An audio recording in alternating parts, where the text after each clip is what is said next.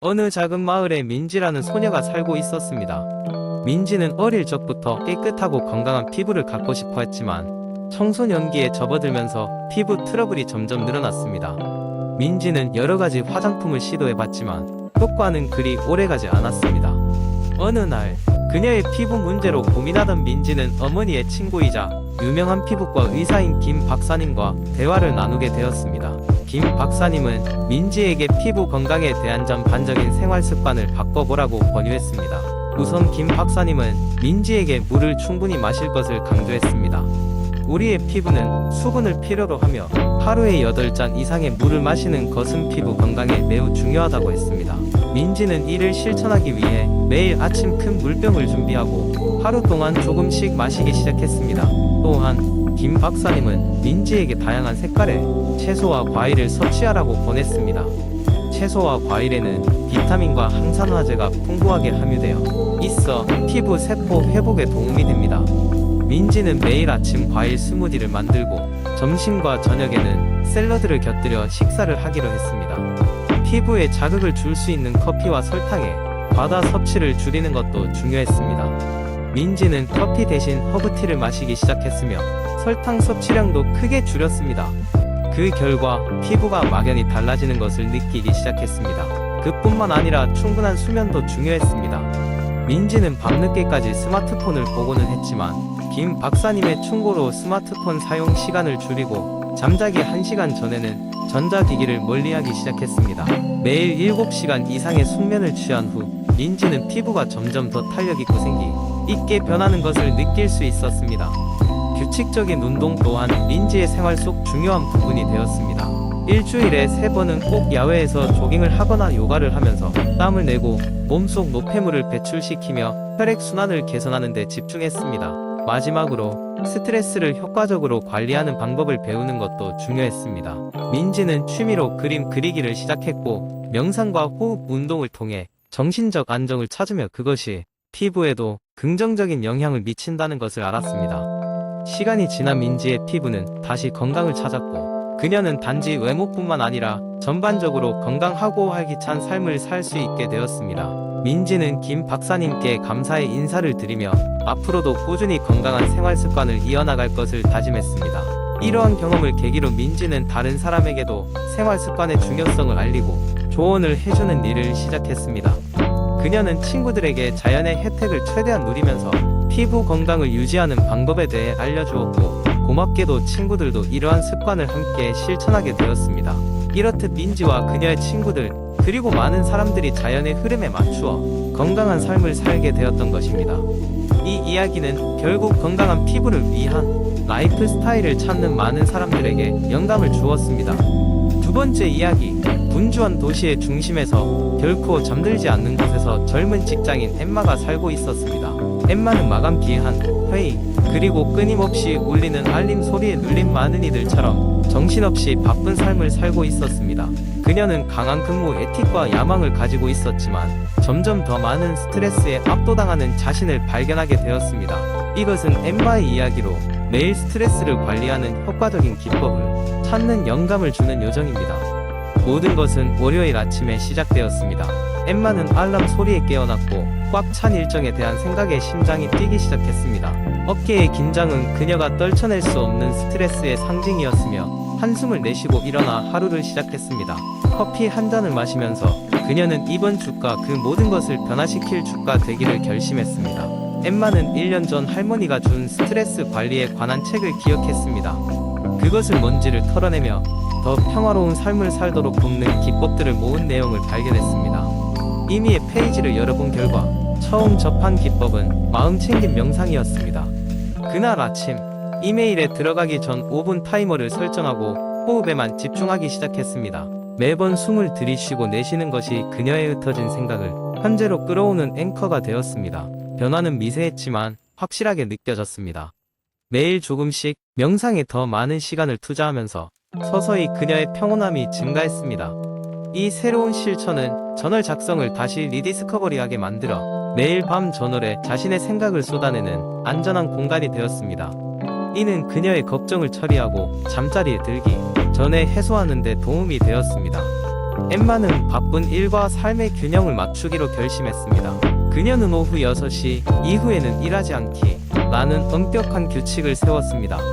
처음에는 이메일이 계속 오고 엿보고 싶은 유혹이 강했지만 의식적으로 그 경계를 지켰습니다. 놀랍게도 세상은 여전히 돌고 있었고 그녀는 자신이 남은 시간 동안 재충전할 수 있다는 과정을 알고 더욱 에너지가 넘치며 집중력이 향상되었습니다. 그녀의 여정은 거기서 그치지 않았습니다. 엠마는 지역 요가 수업에 등록하면서 신체 활동의 기쁨을 다시 찾았습니다. 움직임과 호흡의 조합이 그녀의 영혼을 새롭게 했고 비슷한 생각을 가진 사람들의 지원 커뮤니티를 형성하는 추가적인 장점이 따랐습니다. 수업에서의 웃음과 공유된 경험들은 그녀의 일상의 소중한 부분이 되었습니다. 주가 지나고 월이 흐르면서 엠마는 스트레스 관리가 그것을 완전히 없애는 것이 아니라 그것과 정면으로 맞서는 회복력을 키우는 것에 더 가깝다는 것을 깨닫게 되었습니다. 그녀는 삶에서 일어날 수 있는 것보다 이미 훌륭한 것에 초점을 맞추는 감사의 실천을 포함하여 자신의 생활 공간을 정리하는 등의 작은 변화를 받아들였습니다. 시간이 지나면서 엠마는 스트레스가 자신의 삶을 지배할 필요가 없다는 살아있는 증거가 되었습니다. 그녀의 여정은 좌절 없이는 이루어지지 않았습니다. 스트레스가 불가피하게 다시 찾아오는 날도 있었지만 이제 그녀는 그녀의 기법 도구 상자를 가지고 이 순간문에 더욱 포기하고 자신감 있게 접근했습니다. 결국 엠마는 스트레스를 관리하는 열쇠가 거대한 제스처가 아니라 시간이 지남에 따라 쌓인 일상적인 선택에 있다는 것을 배웠습니다. 명상, 저널 작성 및 건강한 경계를 설정함으로써 그녀는 자신의 삶을 변형했을 뿐만 아니라 주변 사람들에게도 평화로 향하는 자신의 길을 찾도록 영감을 주었습니다. 엠마의 이야기는 스트레스가 삶의 일부인 만큼 그것이 정의적인 특징이 되어서는 안 되며 매일 긍정적인 변화를 만들 기회가 온다는 것을 일깨워줍니다. 세 번째 이야기, 옛날 옛적 어느 작은 마을에 건강마녀라는 별명을 가진 한 노파가 살고 있었습니다. 그녀의 이름은 엘리나였고 사람들은 그녀의 건강 지식을 신뢰하며 찾아오곤 했습니다. 엘리나는 혼자 살며 약초를 연구하고 각종 음식의 효능을 깊이 있게 탐구하곤 했죠. 마을 사람들은 그녀의 조언을 받으면 건강을 유지할 수 있다고 믿었습니다. 어느 날 마을에 새로운 이방인이 찾아왔습니다. 그의 이름은 토마스였고 그는 다른 마을에서 상인으로 일하고 있었지만 혈당 조절 문제로 고생하고 있었습니다. 토마스는 엘리나에게 자신의 문제를 상담하기로 마음먹고 그녀의 작은 집을 찾아갔습니다. 안녕하세요, 엘리나 할머니. 저는 혈당 조절 때문에 고민이 많습니다. 식사 전 혈당을 조절할 수 있는 좋은 방법이 없을까요? 라고 토마스가 물었습니다. 그러자 엘리나는 잠시 눈을 감고 깊은 생각에 잠기더니 미소를 지으며 대답했습니다. 물론이지, 젊은이. 내가 오랜 연구 끝에 발견한 10가지 음식이 있단다. 이 음식들은 식사 전에 섭취하면 혈당을 일정하게 유지하는데 큰 도움이 되지. 첫 번째로 엘리나는 아보카도를 추천했습니다. 그녀는 아보카도가 혈당을 급격히 올리지 않고 건강한 지방이 풍부해 포만감을 줘 과식을 방지한다고 설명했습니다. 토마스는 아보카도를 한 번도 먹어본 적이 없었기 때문에 어떻게 먹는지 궁금해졌습니다. 두 번째로 언급한 음식은 견과류였습니다. 엘리나는 아몬드와 호두가 특히 좋다고 했습니다. 그들은 낮은 혈당 지수를 가지며 소량으로도 영양소 섭취가 가능하다고 했습니다. 세 번째로는 귀리를 추천했습니다.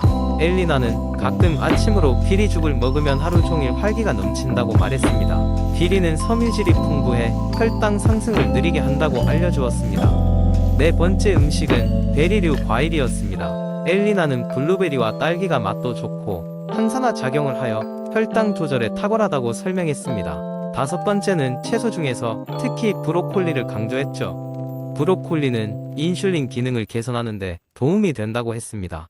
여섯 번째로는 잡곡을 추천했습니다. 퀴노아 같은 잡곡은 백미보다 혈당을 천천히 올려서 더 건강하다며 씹는 맛도 좋다고 했습니다. 일곱 번째로 언급한 것은 계란이었습니다. 엘리나는 계란이 아침에 섭취하면 좋고 단백질 함량이 높아 혈당 조절에 도움을 준다며 계란 요리법도 알려주었습니다. 여덟 번째 음식은 그릭 요거트였습니다. 프로바이오틱스가 풍부해 소화에도 좋고 당 함량이 낮아 식사 전에 먹기 좋다고 설명했습니다. 아홉 번째로는 렌즈콩을 추천했습니다. 엘리나는 렌즈콩 수프가 혈당 조절에 아주 효과적이라며 매주 먹기를 권했습니다. 마지막 10번째 음식으로는 생선을 추천했죠. 오메가-3이 풍부한 생선은 혈관 건강을 지원하고 혈당 조절에도 도움을 준다며 특히 연어를 맛있게 굽는 법을 알려주었습니다. 토마스는 엘리나의 권유에 따라 음식을 조절하여 먹기 시작했습니다. 그의 혈당은 점차 안정되었고 그는 다시 일상생활을 활기차게 유지할 수 있었습니다. 감사의 뜻으로 토마스는 엘리나에게 정기적으로 신선한 식자재를 제공하였고 엘리나는 계속해서 마을 사람들에게 건강한 삶을 선물할 수 있었습니다. 시간이 지나면서 엘리나의 지혜와 친절은 마을의 전설이 되었고 사람들은 그녀를 지혜로운 관광마녀라고 불렀습니다. 그리고 그녀가 남긴 건강한 식습관의 비밀은 마을에서 대대로 전해져 내려갔습니다.